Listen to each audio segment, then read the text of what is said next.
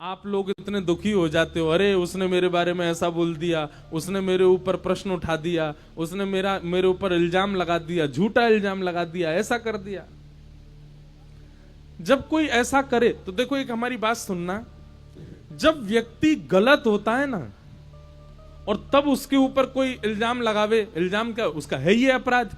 अगर व्यक्ति गलत होगा तो सफाइयां बहुत प्रस्तुत करेगा, और अगर व्यक्ति गलत नहीं होगा और आप उस पर आरोप लगाओगे, मौन हो जाएगा।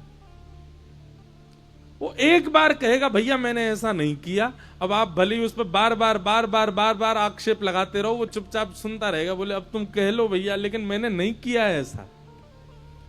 लेकिन जिसका अपराध होता है, जिसकी गलती होती है, वो मचल जाता है, उछलने लगता है, ये लो प्रमाण, ये लो प्रमाण, ये लो उदाहरण, तुम बताओ मैंने किया ऐसा, सबको खींच खींच के लाएगा। अति प्रमाण प्रस्तुत करने वाले व्यक्ति में कहीं ना कहीं दोष होता है। भगवान श्री कृष्ण पर जब आक्षेप लगाया गया, ठाकुर जी मंद मुस्काए, सभा बोलने लगी, द्वारिकाधीश बताइए क्या करना है। भगवान बोले कुछ नहीं कहना, मौन रहना है। जब हमने कुछ गलत किया ही नहीं है तो फिर हमको प्रस्तुतिकरण क्यों करना है, हमको सफाइयां क्यों देनी है। लेकिन सभा में सब बोले भगवान पूरी द्वारिका में चर्चा चल रही है इस बात की।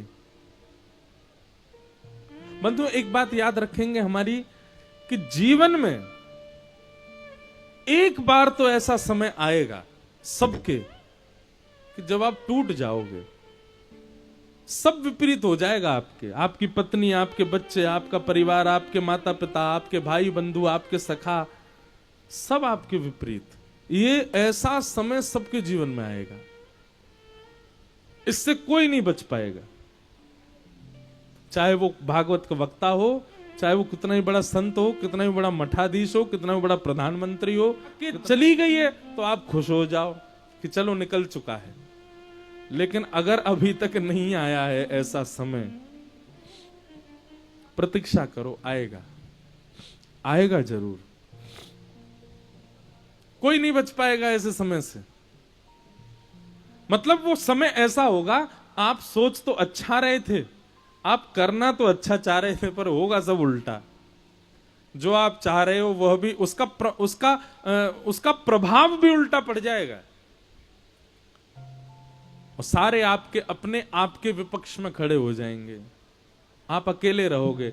उस समय केवल एक व्यक्ति आपके संग रहेगा, यदि उसको अभी से भजा होगा तो। कौन? श्री कृष्ण। आपकी विषम से विषम परिस्थिति में संसार आपका त्याग कर देगा, पर श्री कृष्ण कभी त्याग नहीं करते। आपके पास जब एक समय खाने की रोटी होती थी, दूसरे समय भोजन नहीं होता था, तब भी श्री कृष्ण आपके साथ थे। और आपके पास बहु व्यंजन 56 भोग आ जाएंगे, तब भी श्री कृष्ण आपके पास रहेंगे।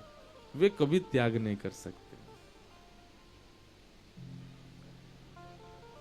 भगवान श्री कृष्ण ने अपनी समस्त सेना लेकर के भगवान ढूंढने निकले, कहां है भैया ढूंढो।